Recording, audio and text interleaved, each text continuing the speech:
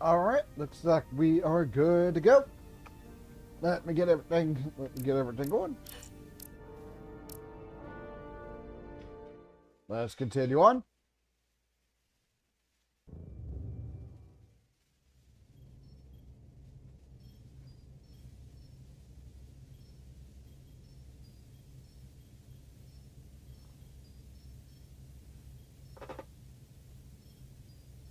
That's right. We had issues where we left. Well, that was quite a scare. A few minutes more and it would have been one of the shortest tenures on record for a first officer.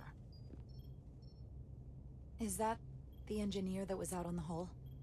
That storm did a real number on him, but he'll live. Just needs rest. You should worry about yourself.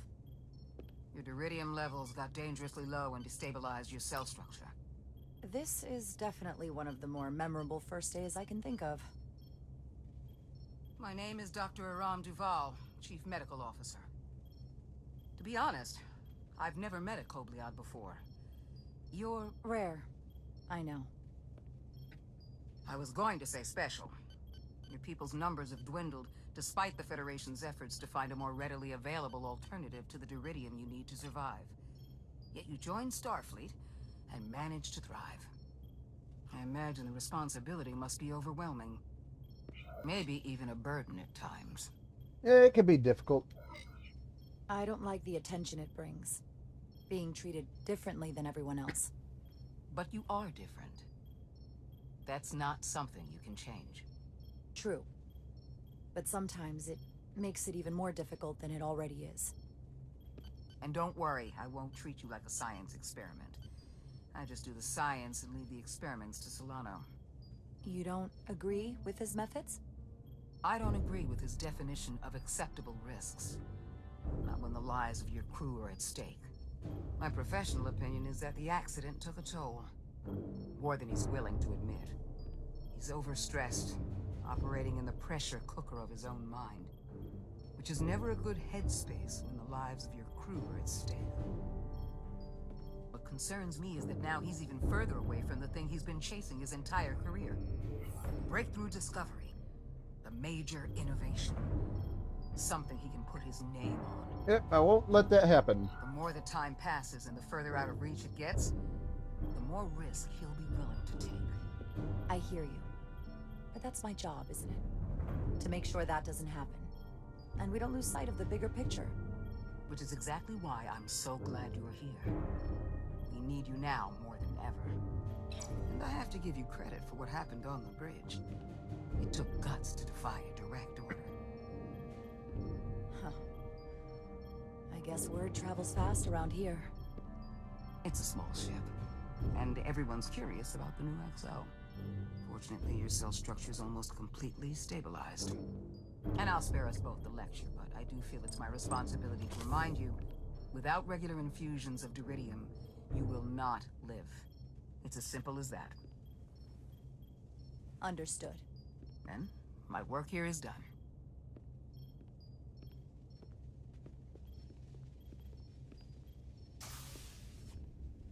Lieutenant Bedrosian.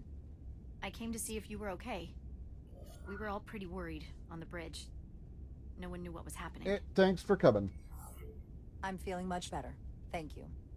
It's just part of who I am. You don't have to explain to me. I understand. I'm just glad you're okay. You trusted me earlier with the shields, and I appreciated that. I want you to know that I have your back. Thank you.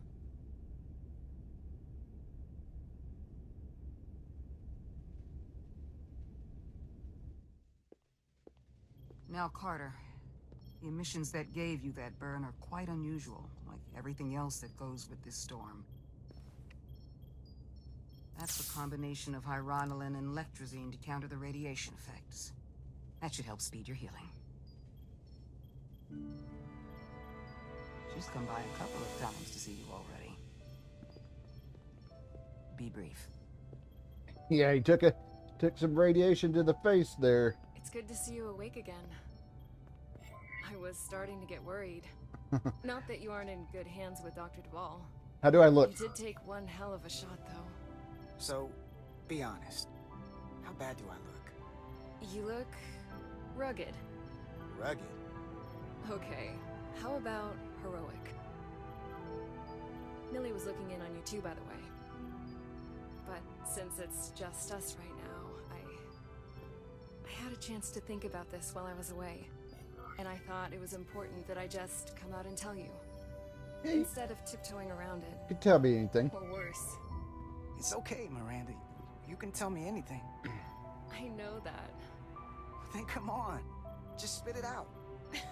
I'm trying. Let me talk. What I'm trying to say is, we've been really good friends for a long time. But I got back here and I couldn't ignore it anymore. I want to see if there's more between us than just being friends. Yes, you know it. You know it. You don't have to explain it. I feel the same way. There is something between us. So, do you want to find out what that something is? If it's there for you, and it's there for me, Absolutely. why not give it a try? Are you kidding me? I just said yes. I wanted to be sure I heard that right. Sorry to interrupt, but the patient needs to rest if he wants to get back to his old self. Of course. I'll see you again soon. You know, hopefully nothing crazy going out on the hull. Hopefully nothing crazy going out on the hull again, like that radiation storm or that ion storm. It's a little nuts.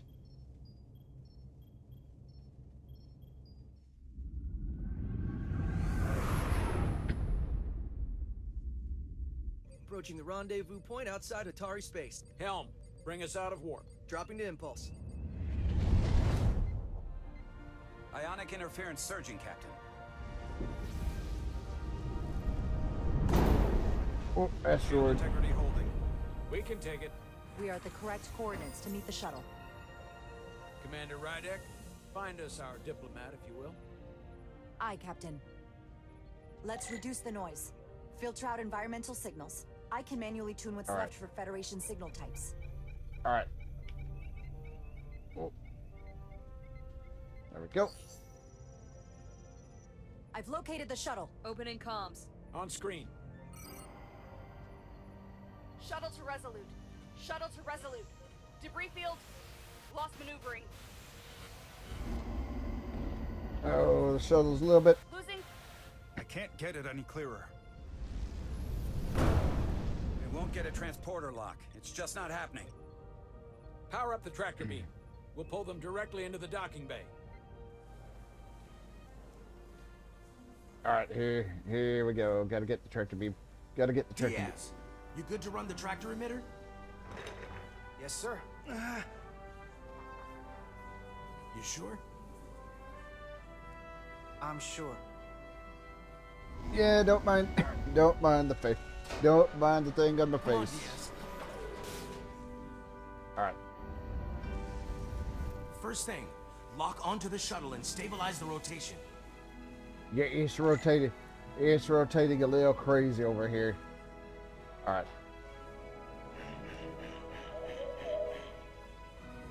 There we go. I like how this shuttle's named Excelsior, just like the class of ship.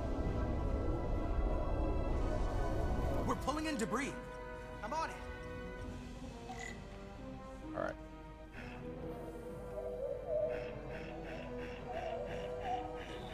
Yes, you get out.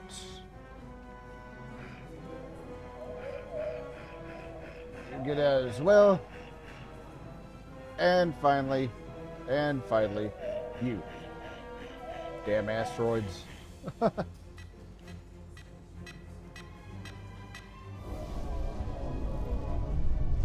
Oh, here comes a big piece. That's gonna take out the shuttle. Diaz, the bridge. There's a large piece of debris headed for the shuttle. The tractor beam can't handle it. Can our shields take it? I believe so. Commander Rydek, plot an intercept course. On it. Oh.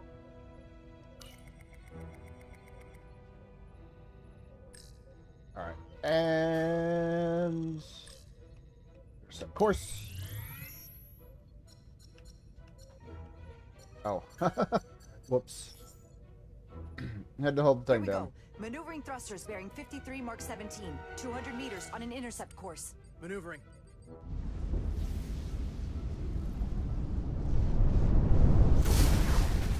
Got it. Whoa! Someone's working hard on the bridge. She'll just chunk that asteroid right in half. All right. Get the shuttle in. And there we go.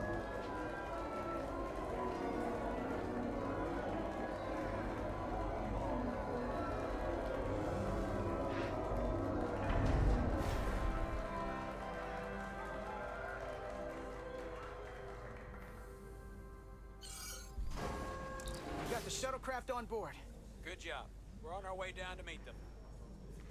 Very nice. Very nicely done.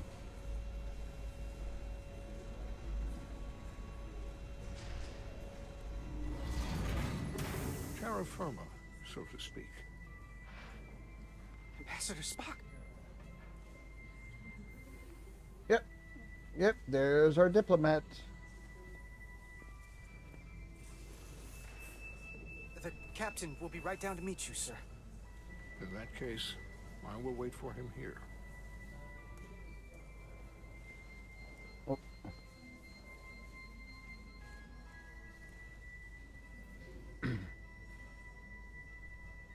All right, so yep, sorry for the rough landing. Apologies for the landing, Ambassador. I was operating the tractor beam, sir. I take responsibility. Our arrival was the smoothest part of our journey. Your artistry with the tractor beam is commendable. We thought we were prepared for our arrival in Hotari space, but it is evident my craft was not sufficiently robust for such intense ionic activity. The storm has been pretty intense. There was an element that was most unusual. Before you came to our aid, our maneuvering thrusters and impulse engines were rendered inoperable. So we attempted a short traversal at warp speed, only to find that we could not achieve warp at all, even though our diagnostics computer showed no faults or anomalies. What do you make of that? When all indications say that warp speed is possible, but in practice, we find it is not. Probably the storm. Well, this storm is one of the strangest phenomena we've ever encountered. It's disrupted other systems. Who knows what it might do to a warp drive? Yes, it would seem further investigation is called for. Take readings, run some additional diagnostic checks, and we'll get to the bottom of this. Quite logical. Petty Officer... Carter Diaz. Sir. Thank you. I think I said... Ambassador Spock, Excuse me. I'm honored to have you aboard. I'd like to get right to it. We're already behind. I think I've said it before, but the person playing Spock, pretty dead ringer for Leonard Nimoy. Granted, of course, last time I played this, you also couldn't hear him, so there was also that.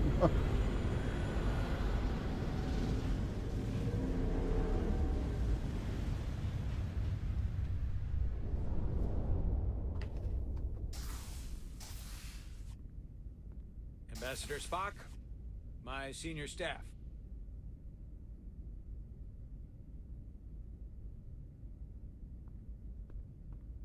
It's not every day that a captain gets to welcome a Starfleet legend aboard. You flatter me, Captain Solano. But legend implies the past tense, whereas I am very much focused on our present circumstances. I didn't mean to suggest you were stuck in the past. You're right, Ambassador. Yes, we need your diplomatic choice of words. we need your experience. Your experience comes from the past. But our present situation calls for it. True enough. We were hoping you could fill us in on the details. We got the basics from Starfleet. Two formerly peaceful neighbors are now on the brink of war. Indeed, and the tension between them grows fiercer by the hour.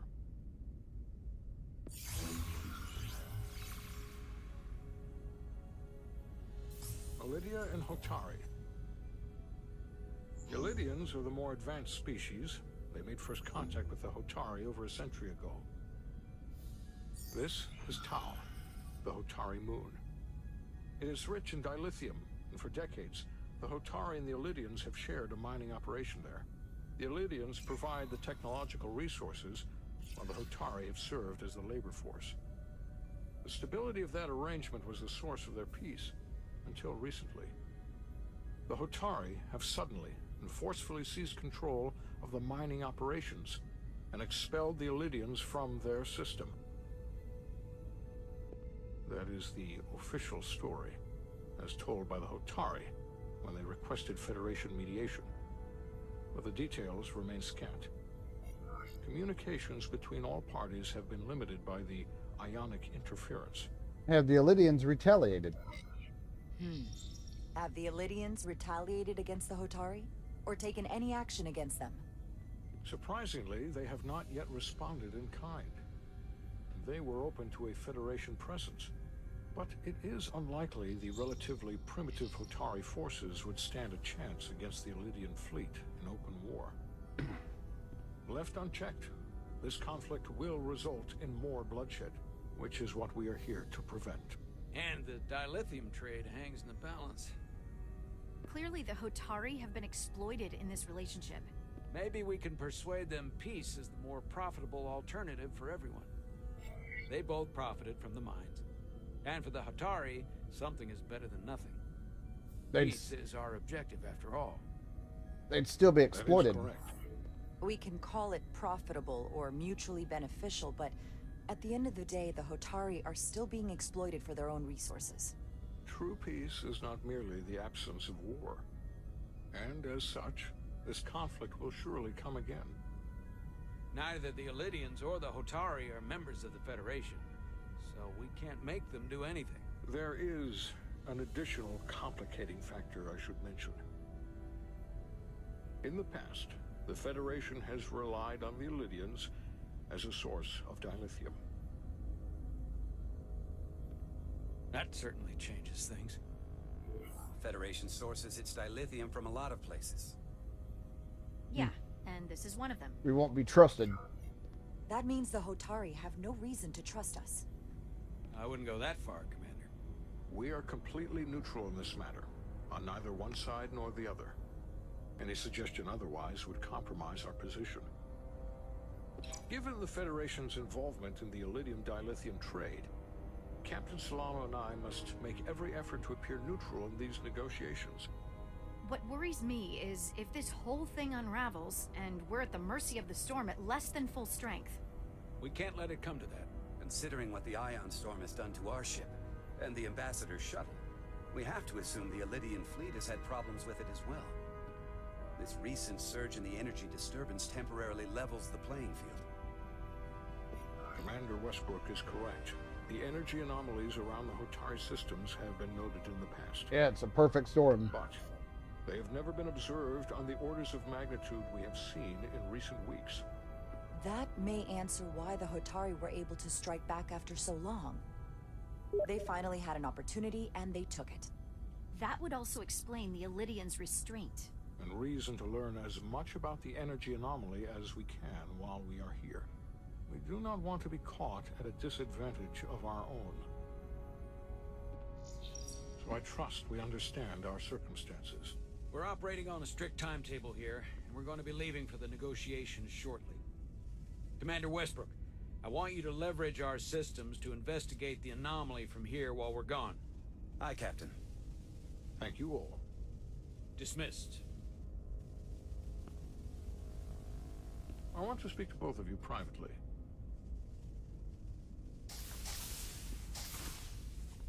Ambassador Spock, I'd like to make a formal introduction.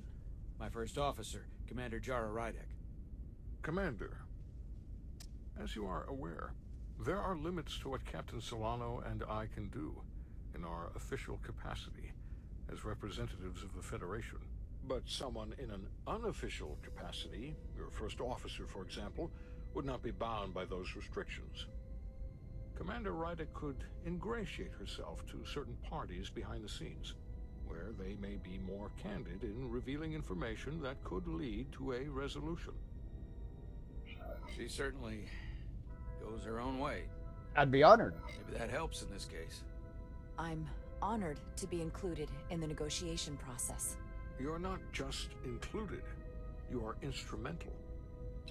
Well, I hope Commander Rydek will have more luck finding out what really happened than we will through official diplomatic channels.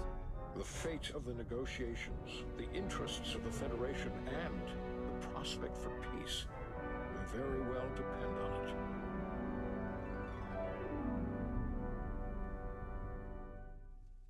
But yeah, that's pretty good Leonard Nimoy that the actor playing Spock is doing.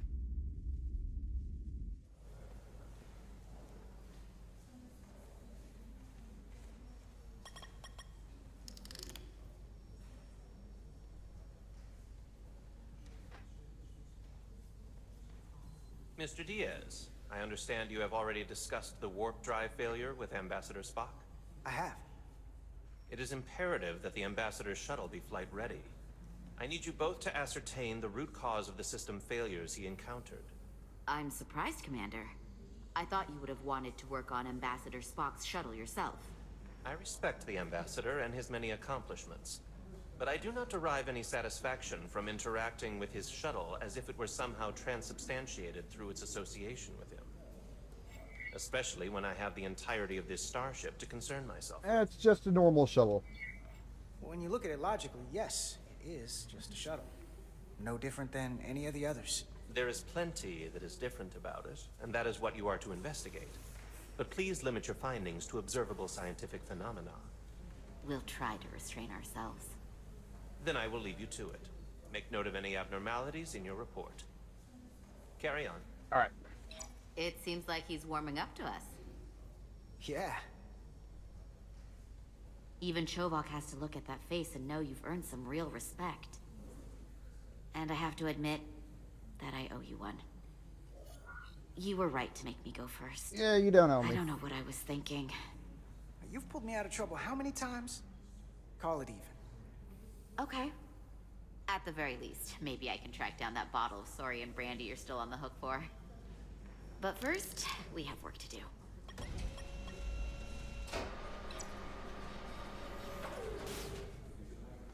Ready to go?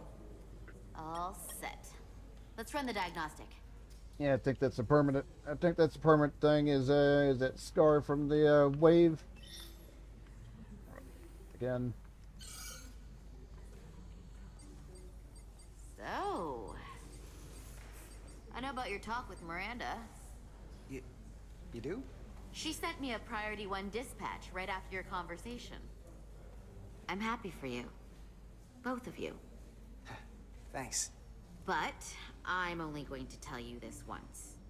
Don't screw this up. Because I would be very unhappy if you tried this out and then, I don't know, 6 weeks or 6 days later, I have to start splitting holidays between the two of you. All because things went south and you're not on speaking That terms. won't happen. That just isn't gonna work for me. That's not gonna happen, okay? And why are you even going there? We haven't even gone on a date yet. I just want you to know where I stand. I like my friends and I like our group. I don't want to lose that. Is that thing done? Yeah, it's wrapping up. Let's see. The relays along the primary EPS are blown. The backup relays are all intact. An EPS overload from the warp drive could cause that. But how did the shuttle end up dead in the water? Huh. Well, maybe the ship's data recorder can tell us something. Yeah, I did see that flashing down here. Alright. Here. They were only about 8 minutes from their plotted warp point. No faults, just those warnings. What are they? Check what? The warp field became inverted suddenly. I've seen this happen when the center warp coil cracks. A cracked warp coil throws a fault code. Still, we should take a look. Alright, next one. There was a complete warp cascade failure. Wow. They're lucky the shuttle didn't turn inside out.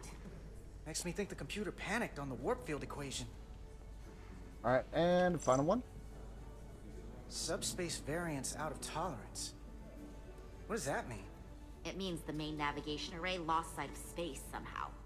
Will the array going offline cause that? Yes, but it should have also thrown a fault code. Any one of these failures should have thrown a fault. If it was caused by a system failure. None of this caused the relays to blow. Roll forward to when that happened. Yes, ma'am. Alright, well, over this way. So here, they take a moment to get their bearings and they attempt to re-engage the warp drive. There. That's the relays blowing. Alright, over, and that's when the... And look, there's another warp system alert. Alright. They're all the same. Subspace variance out of tolerance, or warp inversions. Finally, there's a complete warp cascade failure. Then it's one of two things. Either a warp coil is cracked, or the navigation array is offline. That makes sense. Divide and conquer. You want to check the warp coils or the navigation array? I'll check the other.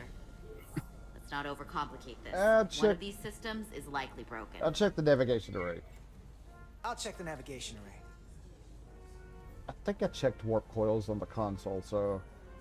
Now don't quote me. Don't quote me on that. Tricorder can record and analyze data. Looking through it, well, your tricorder can record and analyze data. Looking through it will reveal the unseen. Use X to equip or holster your tricorder. Right trigger to scan glowing objects. Must be close to some objects to scan them. Watch the frame to screen to see if you're too far away.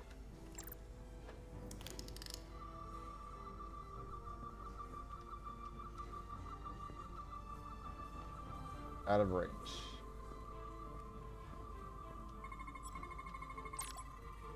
Some object scan will activate a deep scan. During a deep scan, use LB or RB to switch between different scan modes and search for glowing objects. The mode indicators... hold on a second. Okay, sorry about that. The mode indicators on the tricorder will blink if there's an object to find in that mode. When you've scanned all the objects in the frame... When you scanned all the objects, the frame will change color. Hold left trigger to analyze the data and finish the scan. Whoa. Well, why are we going a little nuts? Sensor filters.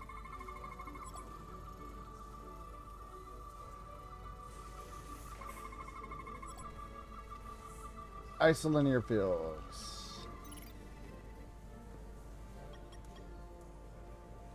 Navigation array checks out, so it must be a coil. Except it's not. Checked and double-checked. Well, the readings don't lie. Here comes the security detail for the way team.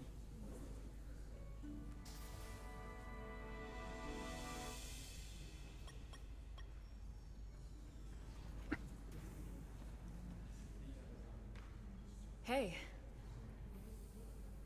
I'm not here. We're escorting the negotiating team to the surface as soon as they come down from the bridge. I don't want to interrupt some important work. I was just hoping to see you before I go. The captain and the others will be here any minute now. Always time for you. Should be an interesting ride down to the surface. As long as the shuttle... Come on, I'm never too busy to make time for you.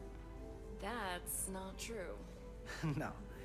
But I am glad you came by. Now that's more accurate. I gotta be precise with you, huh? Hey, Maris. Aren't these those button pushers you're always hanging out with? And you're the phaser jockeys we always beat in Parisi squares, right?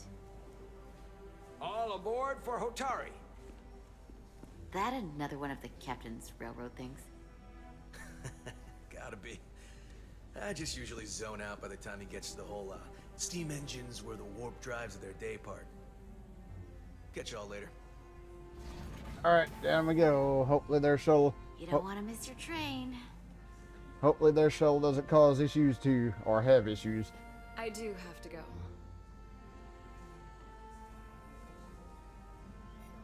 Not gonna lie, I'd rather not leave right now.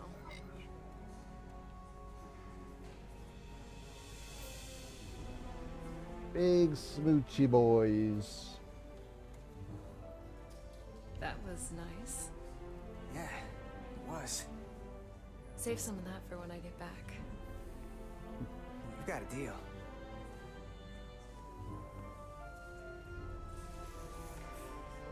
Be seeing you.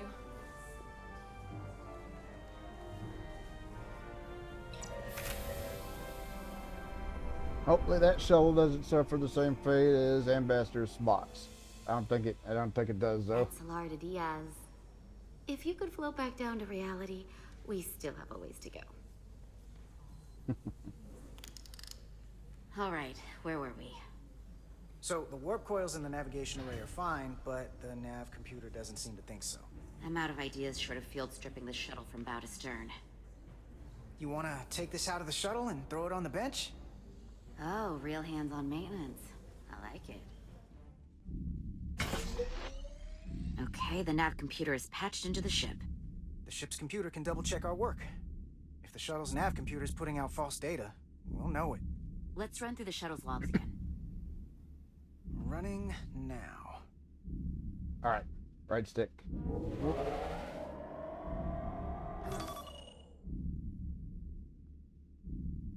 Same. Warp field inversion and a cascade failure. However, the Resolute computer doesn't show the same subspace variance. We're in the same conditions that the shuttle was in when it failed. Why wouldn't the ship's computer get a matching result? What if the subspace variance was a momentary occurrence? That's a possibility, and it would explain why the simulation under our current sensor readings failed to reproduce the issue. But a subspace anomaly strong enough to cause a warp field collapse would leave graviton ripples for days. Let's run with the momentary subspace variance theory for now. Roll forward to the shuttle's attempt to re-engage the warp drive. We need the conditions of space around the shuttle at the moment of warp failure. I don't think I mentioned simulation. I don't think I mentioned it, but the warp core for this particular ship's actually pretty interesting compared to some of the other warp cores that you see within Star Trek things.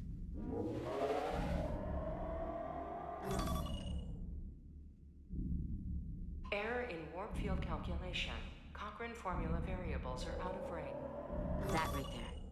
Take the shuttle sensor data from that moment. Computer, why did the warp field calculation fail? Warp field pressure returned non-orthogonal. Results are undefined. That doesn't help. Wait, what if we use a different ship?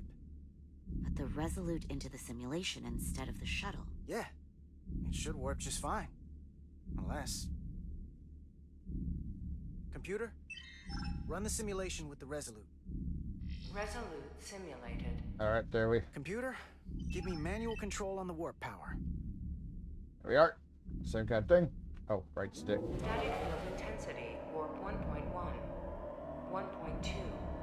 1.3. Warp pressure is destabilizing. Error in warp field calculation.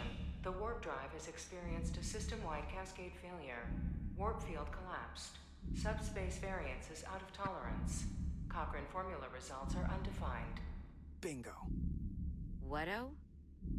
The same moment when the shuttle failed to warp, so did the ship. Whatever happened to the shuttle just happened to us. The Resolute will not sustain warp. We can't leave Hotari space. Yeah, we're stuck here. We're stuck here.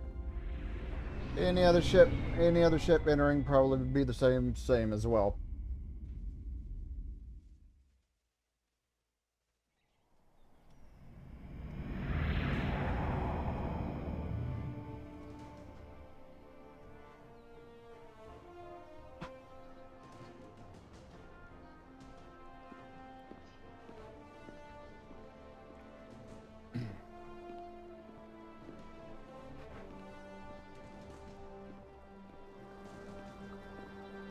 Ambassador Spock, Captain Solana, welcome to Hotari.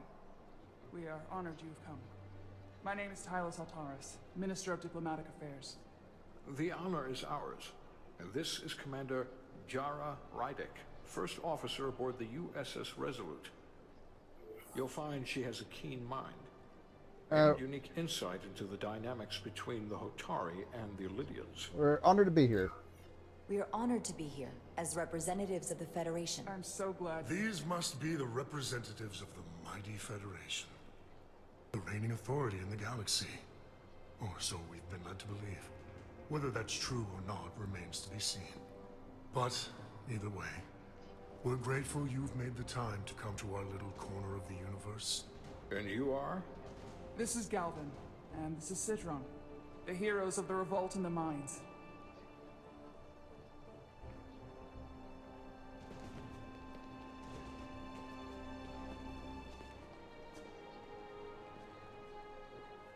Let's hope this is the last time we ever have to come here. If you'll excuse me.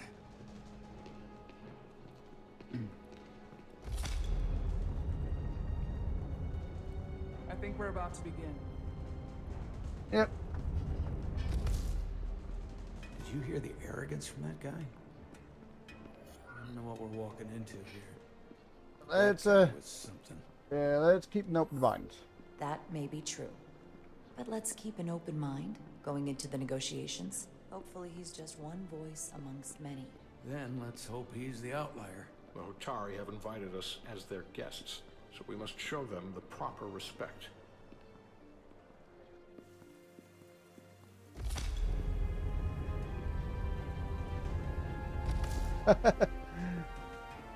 Yeah, we'll see. We'll see. I haven't completed.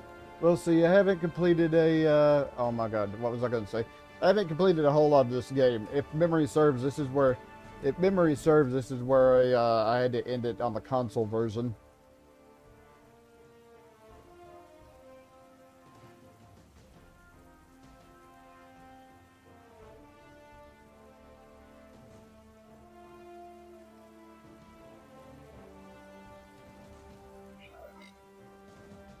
All right.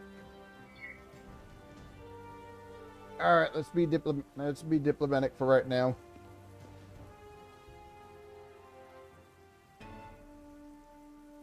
Ambassador Spock, welcome to Holtari Prime. The honor is mine, Your Majesty. That the Federation would send one of their most respected representatives is not only an honor to the Holtari people and their queen, but a recognition of our stature and importance. Let's get on with it, shall we? With all due respect to the Federation and their ambassador, they have no authority here. We are not members of their alliance. All right. We are not subject to their rule, nor yours. We demand the immediate return of all mining operations to Elydian control, as it has been for centuries and will be for centuries more. That has always been our understanding. That understanding has changed. Then you invite war. And if you cannot remain silent, you will be silenced. But his point is well taken. What is the Federation's interest in this matter? Perhaps you would have us trade one oppressor for another? The Federation remains neutral. Our only interest is the peaceful resolution of this conflict. We are here at your request, Your Majesty. For now. I'm trying to keep an open mind here, but it's not easy. I thought they wanted us here. Yeah, we're not well liked. Was there something you wanted to say, Captain? Oh, no. My apologies. And what about the Kobliad? She's not She part can of... speak for herself, can't she? Then let her.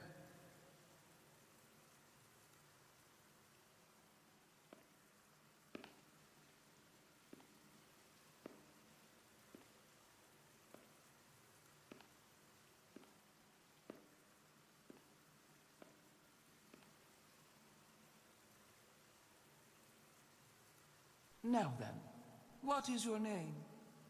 Commander Jara Rydek, Your Majesty. Being a Kobliad, you would know better than anyone. Your people suffered brutal treatment at the hands of the Cardassians. Their injustice towards the Kobliad is as unimaginable as it is unforgivable. Not unlike how we have been treated by the Elydians.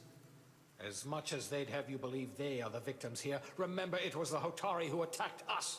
Hundreds of innocent Elydians were slaughtered without mercy in those mines. The blood is on their hands, not ours. Quiet!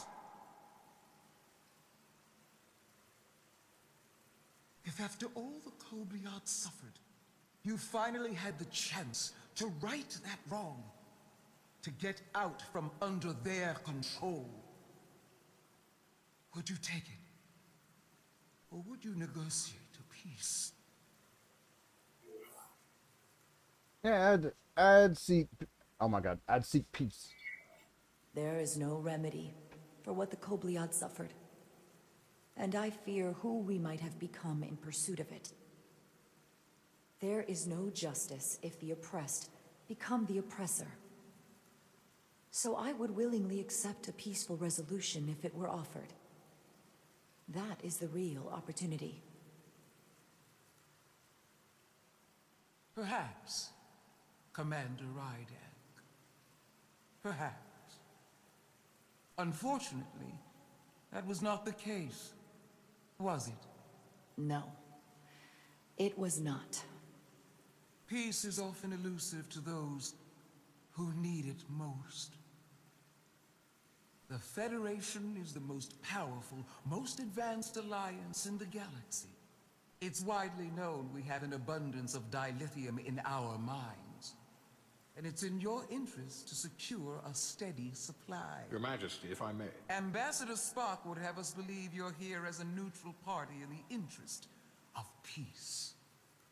So why are you really here? I want the truth. We only Not want your Federation rhetoric. Oh, we only want peace. As Ambassador Spock has said, we've come seeking a peaceful resolution to this conflict, and have no interest in your dilithium. I'm not nearly as naive as you must think. The Federation has done business with the Illidians for decades, which makes me question your motives. What they haven't said, but cannot deny, is a simple truth. The dilithium trade would not and will no longer exist without Illidian involvement. We created it for the benefit of everyone, especially the Hotari. We've given them warp technology. We've let them share in the profits. We've made their lives infinitely better than before dilithium was discovered. All of that goes away if the Federation turns a blind eye to their treachery. That is enough of your lies! The Hotari are quite capable of running the mines. We've done so for centuries. Don't tell me, who deserves control of the dilithium trade and the mines on Tau? Who should the Federation recognize? The Hotari or the Illidians? She ain't gonna like the answer to this, but Only be one or the other. I'm going with the... Not both. If there can only be one, then it would be in the best interest of all involved if the Illidians resumed operation of the mines. And that is why we should not trust our fate to the Federation. She speaks sense. You do well to listen to her. And you do well to hold your tongue. We will take back our minds by any means necessary. Then you will see more blood spilled. I am more than willing to address your concerns, Your Majesty. Yours as well, Representative. But I suggest we could have a more productive conversation with a smaller group. Perhaps only the most essential representatives.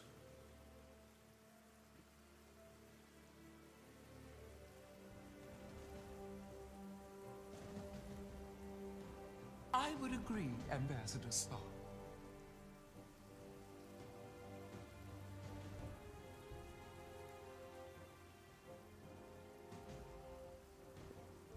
Woo. Almost with I think this is best left to those of us with more experience in diplomatic matters. Things almost went a little nuts. Right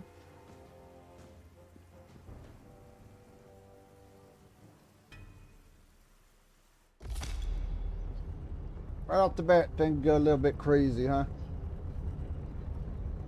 Spock and I will cover everything on the diplomatic front. You make nice with the locals and see if you can get some answers. We need to find out why the Hotari are so willing to risk war. What happened in those mines? Yeah, this is where I had to cut it off. This is where I had to cut it off, and of course. But Luckily, that's not the case. Luckily, that's not the case here. Let me, oh.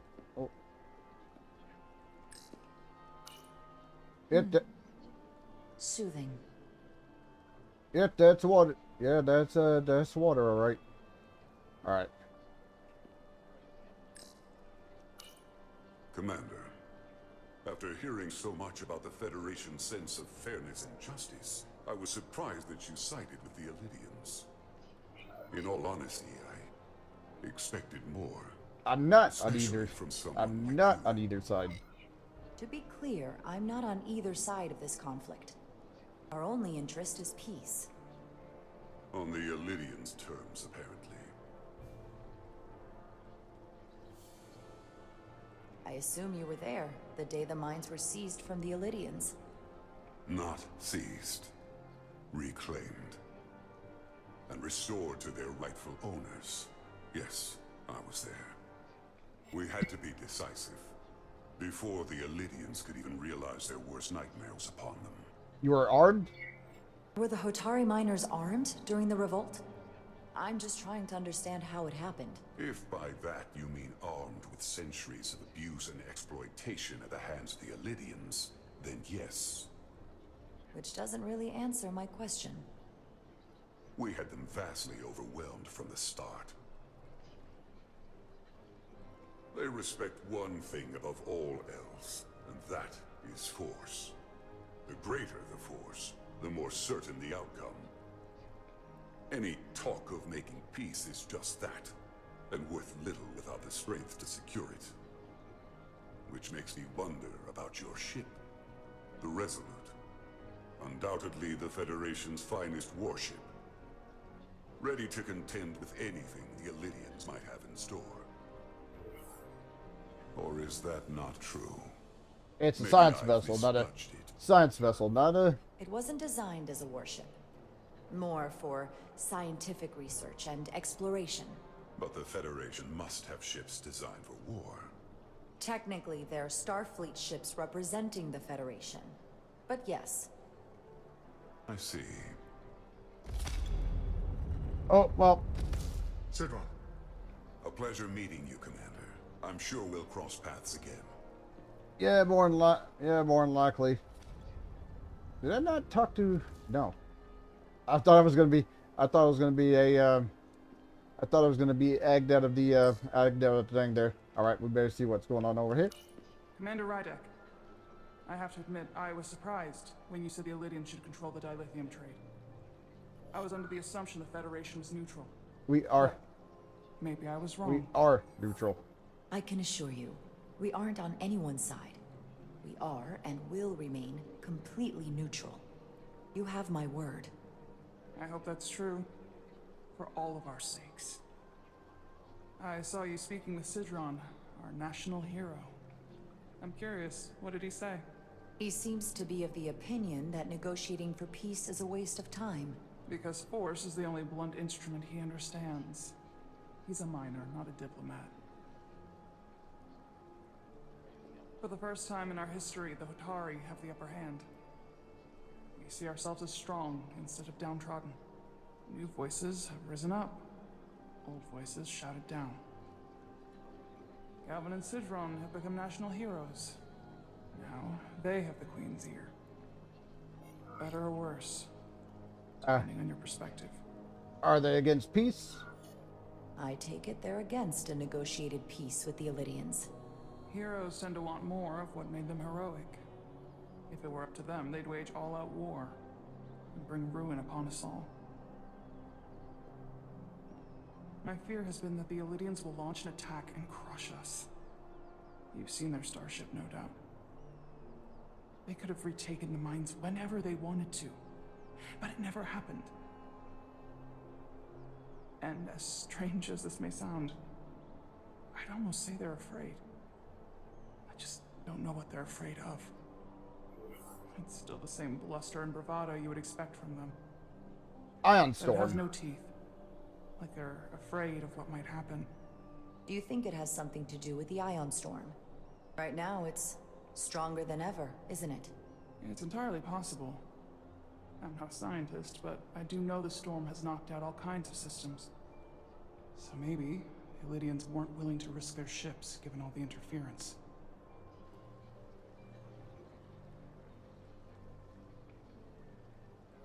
Since the day of the revolt, Galvin has seized control of the mines and restricted all access. No one's allowed without his personal authorization. And they've taken over a section of the palace with just as much secrecy and security. I'm told it could be something they brought back from the mines. I've made inquiries, but everyone pretends it doesn't exist. Why would... I strongly suspect they're hiding something. Why would they do that? Why would they do that? I don't know. But that's what concerns me. Whatever they're hiding, it can't be good. How can we know? Oh. I'd better see what's happening. Uh-oh. Do you Uh-oh. think you can find out what they're hiding? I need to see proof of something before I can make my case to the Federation. I can try, but even if I found it, I might not know what to make of it. Take this. You can use it to capture whatever you find, and then send it to me.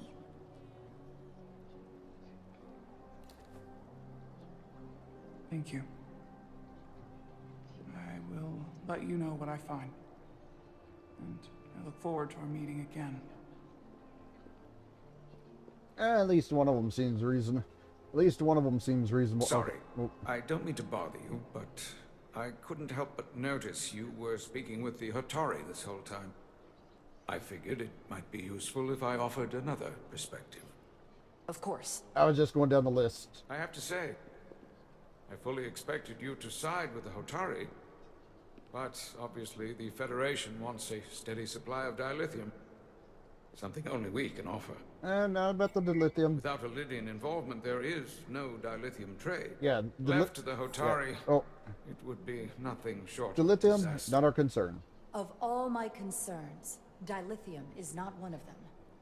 I could care less about securing a supply, now or in the future. I'd be curious to know if the rest of the Federation shares your indifference. Major Solid Arminta, Special Attaché, Illydian Armed Forces. Pleasure to meet you, Commander. I have my issues with the Hatari, but I have to give them some credit. They know how to seize an opportunity. Inciting an uprising the same day as a massive once-in-a-lifetime ion storm. Our assumption was that this storm was just an anomaly. Yes, a very convenient anomaly. At least that was what we were told. Of course, I wasn't there. But who am I to say otherwise? Okay, what really happened? Something tells me there's more to the story. So what really happened? Well, the official story is that it was the storm that enabled the revolt. How else do a bunch of unarmed, unorganized miners seize control of an entire moon, much less thousands of mines? But I've talked to people who were there. They tell a different story. They say they're lucky to have escaped with their lives. That it was more than just the storm. That somehow the miners were able to harness the energy from the storm. I know it sounds crazy.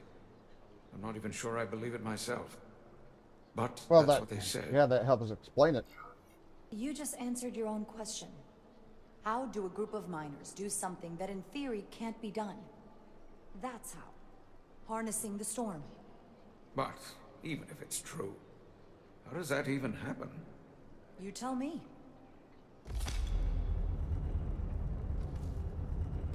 If you'll excuse me, Commander Ryder. All right. Let's go find the Let's go find the captain. I think he's gonna be back in here.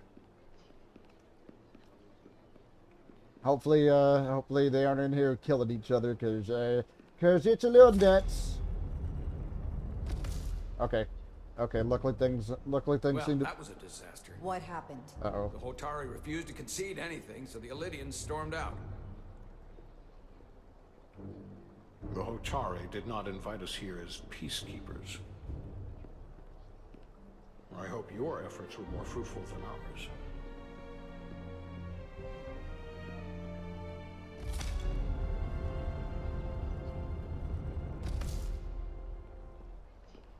Okay, so basic.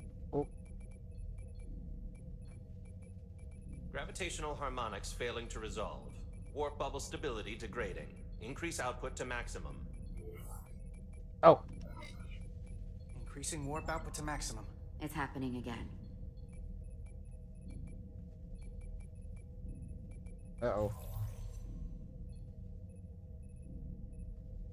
It is evident that presently the Resolute cannot achieve warp propulsion. Since our diagnostics rule out any problems with our warp systems or anything about the ship, the problem appears to be the fabric of space itself.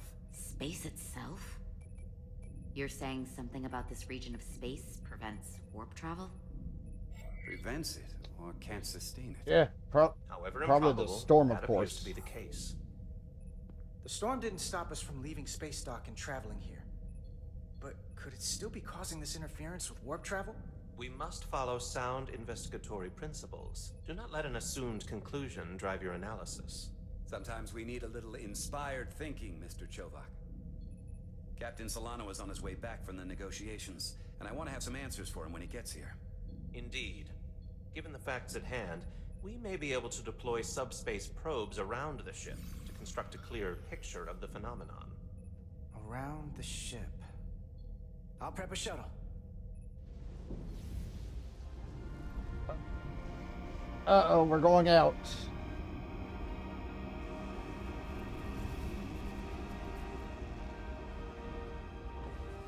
Going out.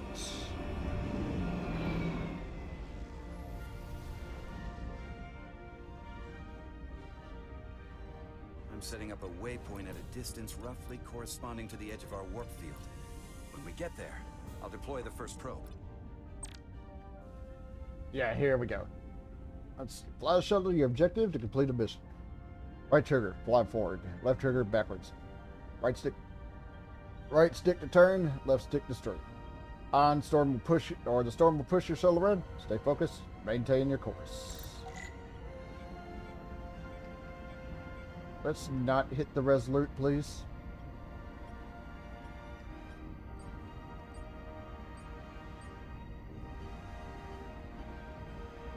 Commander Westbrook, the Resolute systems are calibrated to receive the probe's readings.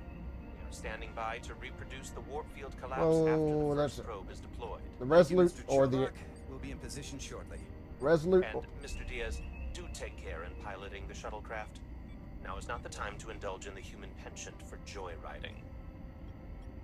Yes, thank you, Commander. Jovak probably isn't such a fun guy to work for, huh? He's not so bad. It's a... I think it's a Lieutenant Vulcan... Commander Chovak's not so bad. You know, once you get used to him. I think it's a Vulcan thing. And, I've learned a lot working under him. I have a feeling I'm going to have to Oh my work God, harder to be a political animal like oh my you. God, the storm.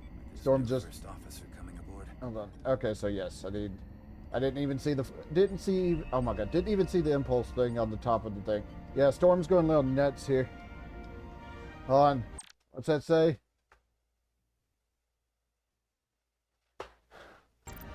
I don't think I fired... I don't even know if there actually is... I'm sure there are phaser weapons on the shuttle, but I don't think I've need to fire it yet. I'm sure that'll probably happen later, though. This is far enough.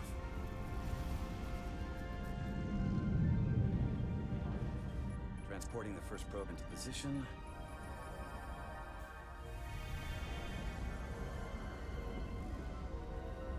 So that's what, that's what they look like. Westbrook here. First probe is deployed. Understood. We are reading it. We are about to replay the simulation.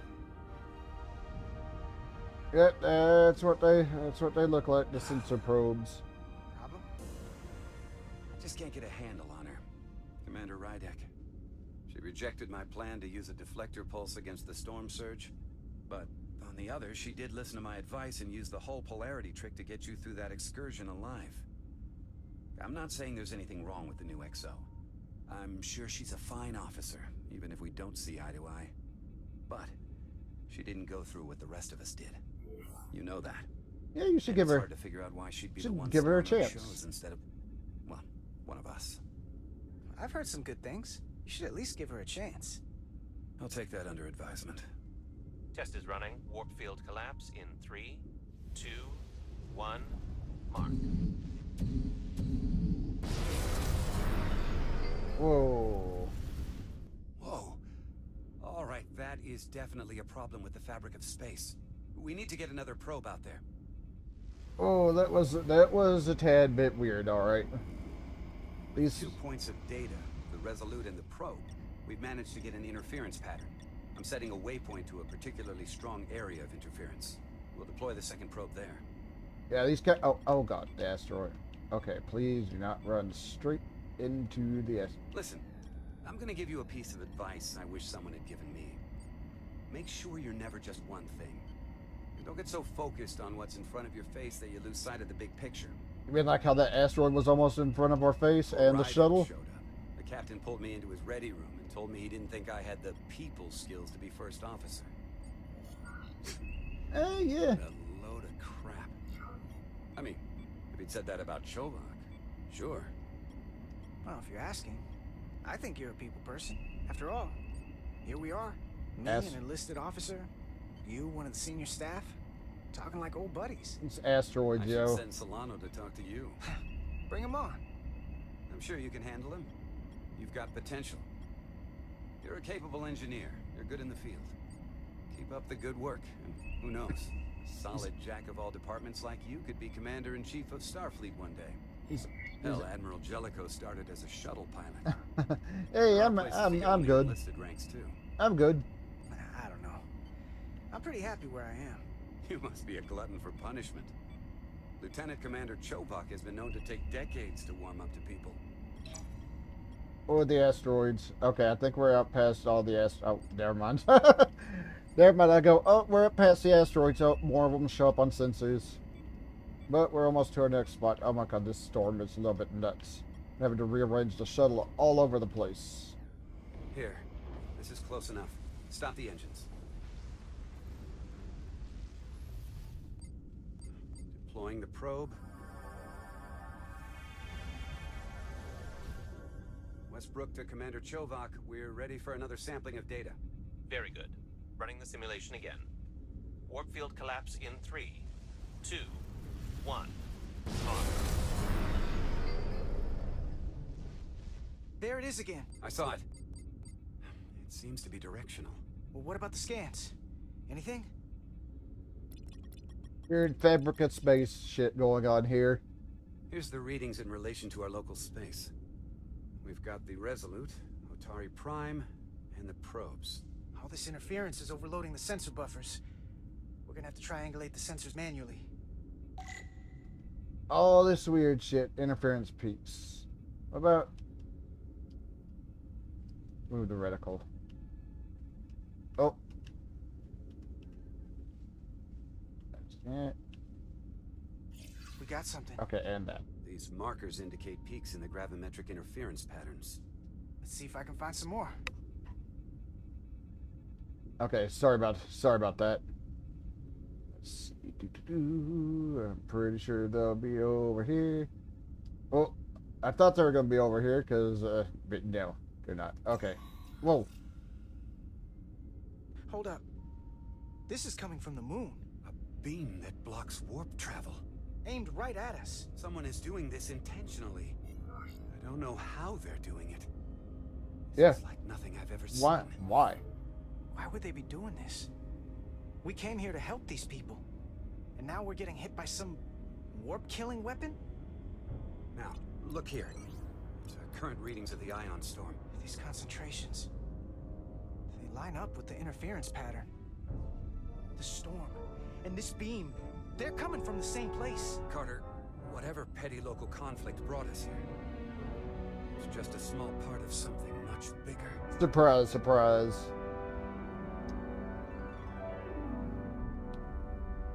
Let me get back on the ship. Please get back on the ship. We don't have an explanation for how they're doing this. One thing is clear. This is no fluke. Thank you, Mr. Westbrook. I want a full briefing when I'm back on board. Solano out.